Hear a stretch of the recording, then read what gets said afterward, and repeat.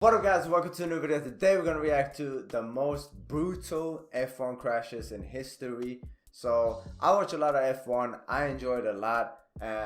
Sometimes I don't have the time to watch the whole races, but I always go back and listen to the interviews and watch the highlights and everything like that. And I enjoy the sport a lot. People don't understand how much work these drivers put in to be able to drive these types of cars. It's a lot of work and it's crazy, like it's crazy dangerous. So I decided, you know what, we're gonna react to the most brutal crashes, like the most crazy crashes that F1 has had, and I most likely have not seen all of them, so we're gonna jump right in and react to this one. Let's go. Hamilton's devastating crash to Verstappen's dramatic incident, which even destroyed a F1 driver's career. These are the terrible crashes that changed F1 forever. The one of those that was most brutal in my eyes, like it was the one in Silverstone where Max Verstappen, like he was trying to, get in front of Hamilton in that corner. After the long straight, he was trying to get ahead of Hamilton in that corner, and sadly enough, he got hit, man. And holy shit, I think they're gonna show that one in this one. Let's see. Absolutely smeared. Championship protagonists have taken each other. And we gotta start with Fernando Alonso. In 2016, Alonso crashed badly as he went flying against a wall in the Australian Grand Prix. Oh my god. Look how far it's gone. He went flipping through the air before coming to rest upside down at 200 miles per hour. Luckily, he wasn't seriously injured and was capable of escaping his McLaren. But trust me guys, that's nothing. Because what Max's father, Jos Verstappen, suffered from was one of the most infamous fire incidents in F1 history. At the 1994 Hockenheim race, Jos came to the pits after 15 laps, hoping for a regular pit stop. But instead, he experienced the shock of his life. Fuel got sprayed out of the fueling hose and ignited his hot car. This became a huge disaster as Verstappen in his car and his surroundings caught fire. Everything went up into flames and it was suddenly dark and black and I couldn't breathe. And despite this disaster, pit stop refueling still remained in F1 till 2010. But eventually, after several more incidents occurred due to refueling, it got banned for good. But even though Jos survived his fiery crash, another driver couldn't, which not only made headlines, but also became one of the worst moments in F1's history. In 1994, the crash at the San Marino GP changed F1 forever. Roland Ratzenberger, an Austrian driver who had competed in just 3 F1 races, crashed his car into a wall at 195.7 miles per hour during qualifying, resulting in his loss. But unfortunately, that wasn't all. Ayrton Senna, one of the best F1 drivers in history, crashed and passed away the next day due to one of the most horrifying crashes in F1 history. There are even rumors that the Brazilian was considering not competing in the Grand Prix because he was so devastated by Ratzenberger's passing. Sadly, Senna made the decision to race, and on lap 7, he lost control of his vehicle and hit an exposed concrete barrier at a speed of about 192 miles per hour. This incident created a great deal of changes in F1. I remember, man. I saw that clip. I saw that, the clip where he, like, basically you could just, like, in one, from one angle you see him just driving off and he's going to get this, he's going to go for that corner, you know what I mean? And then suddenly in the other angle they show from another camera, boom. Just fucking loses control and just hits the fucking wall. And I think they said that I don't know, some people say that he immediately died at the spot, or some even say that like he was like, because of the force that he was hit with, it like legit snapped his neck or something like that and he died, which is insane, man. Like 190 plus miles per hour hitting bro. I remember like back when you had to do your driver's license test. They let you sit on this, I don't know, on these seats and have like a belt on, and then it would drop you, and it was like, I don't know, 20 kilometers per hour that you were going down, and it was just like 3 meters, and when you hit, it fucking moved you, like it had some force in it, you know what I mean? But imagine that, but like, what was it, like almost 15 times more, 14 times more. Like, holy shit, that would be with so more emphasis being painful. placed on the safety of F1 drivers. To minimize dangerous detachments and crashes, testing methods for tyre barriers were made mandatory. Barriers were secured by rubber belts, and wheel tethers were adopted. But while these terrible crashes changed F1, some crashes also crushed one F1 driver's reputation. And we all know which Russian driver I'm talking about. Nikita Mazepin's rookie season made some big headlines, but not for any good reasons. He was a laughingstock. Even before his career got started, he was already being judged.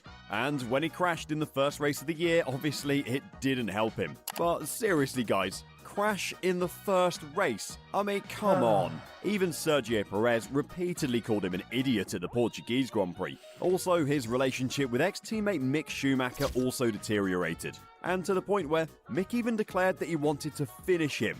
Oh boy, that got serious. Wow. But while this Haas driver's crashes were simply ridiculous, another Haas driver was also involved in a crash, which not only changed his life, but also changed F1 forever. During the opening lap of the 2018 Bahrain Grand Prix, Romain Grosjean was involved in holy shit, I remember watching that a live. terrifying crash. He reached a peak force of 67 Gs when he crashed into a metal barrier at 119 miles per hour. This split his car into half and caused an explosion. Grosjean was trapped in the cockpit for 27 seconds before he managed to escape through the raging fire.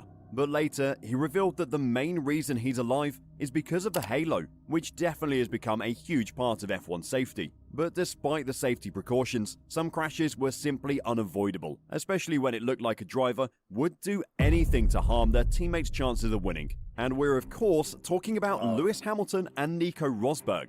Despite winning both Constructors and Drivers' Championships, things got personal for the Mercedes drivers, especially at the height of it, when the pair took out each other on the opening lap at the Spanish Grand Prix. The crash was so bad that it not only fractured their already tense relationship, but also had Mercedes threaten to sack both drivers. But what's interesting is the pair were actually childhood friends, and even after that, their friendship suffered and got ruined to the point where Lewis even told Mercedes that he didn't want to race for them again. Niki Lauda also stressed that both drivers pushed each other to the limit, hence the crash. But turns out, this crash was nothing compared to the crash that Niki experienced during his racing days, which was so devastating that it forced F1 to make changes. It was 1976, German Grand Prix. Bad weather and track coverage meant that parts of the Nürburgring circuit were wet. Now, what's interesting is, even though Lauda was the fastest driver on the circuit, he still expressed his displeasure with the track and asked his fellow drivers to abandon the race. But unfortunately, he was outvoted, and as such, the race went ahead. And sadly, at the notoriously dangerous there's a movie about this, I'm pretty certain. Corner, he lost control of his Ferrari, veered off the track, collided with a wall, and his car burst into flames. The Austrian driver suffered severe burns to his head, hands, and inhaled hot fumes that damaged his lungs. And after being taken to the hospital, he fell into a coma and was even given his last rites. But he survived, thank God. But while Niki Lauda's crash became a defining moment in his career, Nicholas Latifi's crashes were also pretty much defining, but not in the way he wanted. Yeah, the one where he crashed at Abu Dhabi? In the final laps of the 2021 Abu Dhabi Grand Prix, Latifi ruined it for Mercedes. Hamilton saw his lead cut after Latifi crashed into the barriers. But as apologetic as Latifi was about the incident, he did little to change his Latifi status, as he also crashed behind a safety car at the Monaco Grand Prix. Behind a safety car. I mean, come on. How does that even happen? Well, this is what Latifi said. The throttle didn't get stuck, but it was like the throttle got stuck. It was very strange and surprising at the same time, and I was already going so slow there, I was just a passenger at that point. The car is driving forward and I'm not on the gas, so I don't know what's happening here. Well, now that's one way to put it. But remarkably, that wasn't all. During the Japanese Grand Prix practice session, he got lost and turned down a dead end. And instead of continuing down the track layout, he made a 180-degree turn and went the wrong way. This obviously didn't go unnoticed, but instead of owning up, once again, he blamed the incident on the car being strange. Go Tiffy, go Tiffy. What a guy. But while Latifi's crashes luckily didn't cause any serious harm, unfortunately we can't say the same thing for Antoine Hubert. Because, as we all know, the crash he was involved in was simply devastating. In the Belgian Grand Prix, the F2 driver was involved in a high-speed crash. On the second lap, Hubert collided... Oh my god, I don't want to see this clip. I saw it once and it was fucking painful to watch.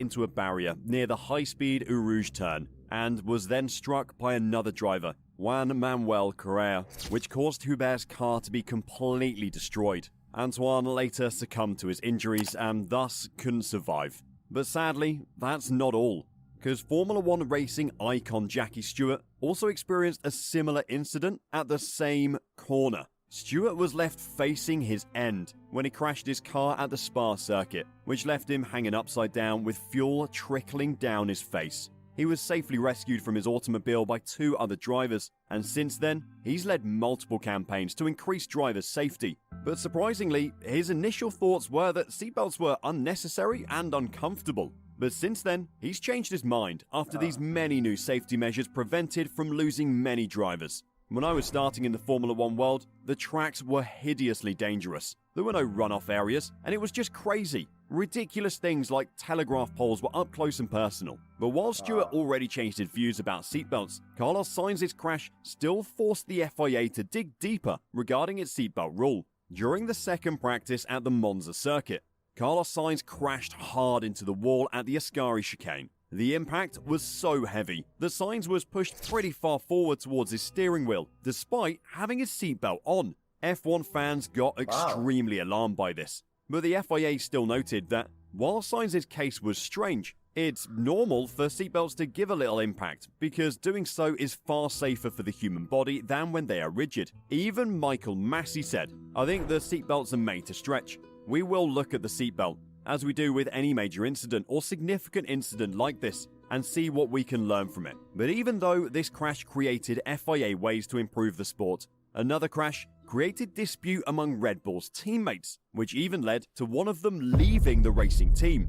At the 2018 Azerbaijan Grand Prix, both Red Bull drivers, Max Verstappen and Daniel Ricciardo, crashed into each other while battling on the long straight. Both of them seemed to move under braking. Verstappen defended too hard, and Ricciardo attacked too aggressively, thereby resulting in a double DNF. After the race, Ricciardo even said that Verstappen's cutting into him annoyed him, and his frustration increased when he realized that the team wouldn't help him. We touched wheels a few times where it was always Max coming into me, as opposed to me going into Max. Part of me was waiting for the team to say cut the but never really got that. I'll say now, I was more just like, F you guys. Wow, I never saw Ricciardo angry before, but Ricciardo later explained that this Baku incident eventually made him leave the Milton Keynes-based team, since Verstappen was just ready to end his career. Even the team boss, Christian Horner, believes that Ricciardo was running from a fight with his teammate. And today, we all know who ended up where. Verstappen is a 2-time champion, and by looking at Red Bull's performance, he'll be a 5-time champ soon. Ricciardo, however, did return to Red Bull, but as a reserve driver to his former teammate. But still, this crash was nothing compared to what Guan Yu Zhou had at the British Grand Prix. At the opening lap of the race, George Russell collided with the Alfa Romeo driver Guan Yu Zhou, which then sent the Chinese driver's car flying across the track, sliding on its halo before being sent over a concrete barrier and into the retaining wall. This crash was so severe, as Zhou was literally skidding while upside down for a considerable amount. If that happened to me, I would be scared for my life. Like, holy shit, you are out of control. Like, you can't do anything in this situation. And you just have to wait and just hope for the best. And that is scary. So severe, as Joe was literally skidding while upside down for a considerable amount of time. But thankfully, Joe was unharmed, owing it to the halo, and even confirmed on Twitter that the halo saved his life. The halo is just one of the numerous inventions that shows how much F1 has advanced in terms of safety. And I'm pretty sure like somebody said that you can put a fucking bus on that and it won't break. Saved so many crazy. lives. But unfortunately, we can't say the same for Jules Bianchi, this young, talented driver who was the first person ever to be in the Ferrari Drivers Academy, had his dream dashed when he crashed his car into a 6,500 kilogram crane, which Oh my god, I did not know that was him. was clearing I've heard about this incident, but German I've never looked into it. driver Adrian Sittel's car. Sittel's car had spun out of control and crashed in the same spot the lap earlier, and as a result, his car was still being cleared by the crane when Bianchi lost control of his car on the same curve and crashed into the crane at 78 miles per hour and ultimately lost his life. This tragic incident forced the FIA to implement the 4-hour rule, which requires that races held during the day must take place no less than 4 hours before sundown, along with modifications to track drainage and how emergency vehicles handle collisions. But even if these drivers' crashes created some positive rule changes, sometimes F1 drivers simply force the FIA to make a rule change. But this time, it's just for their benefit. One F1 driver forced a rule change just to gain an unfair advantage in the race. Another driver forced it, which was so bizarre that it even changed F1's future forever. But who are these drivers? And what changes did they enforce? But more importantly, why? I know you want to hear more about this, so just click the video. Ah, okay.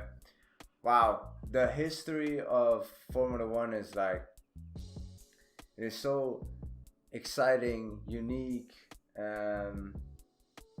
you know, how should we say it, inspirational, but also in a sense so dangerous. It's like so many things can happen in this sport which legit can make you lose your life. Like, honestly, lose your life is the worst thing that can happen. And then you got like, you can injure yourself so badly that you can't, maybe you might get paralyzed or whatever. Like, this sport is not a game. Like, it is really life or death. Like, you're driving so fast, you're pushing the car to the limit. It is insane how people were doing that in the 70s, in the 80s, in the 90s, in such a manner that like it blows my mind how they could like push the car to the limit with so little safety. Like, it is crazy. The Haas driver that I don't want to pronounce his name wrong, but you know, Zhou Guanyu, I think it is. Well, this crash was not the lap of the race. George Russell collided with the Alfa Romeo driver Guan Yu Zhou. Guan Yu Zhou. Sorry, I fucking mixed the fucking last name with his first name. Either way, Guan Yu Zhou, like this, I saw this live and I was like, bro, how did he come out of this alive? How did he come out of this with no scratch on it? And just imagine if this was the safety that all the drivers went through back in the day, we would still have Ayrton Senna alive. We would still have so many drivers alive right now. Like, it is unbelievable that rules change only when catastrophical incidents happen. But you know, sometimes that's how it is. I mean,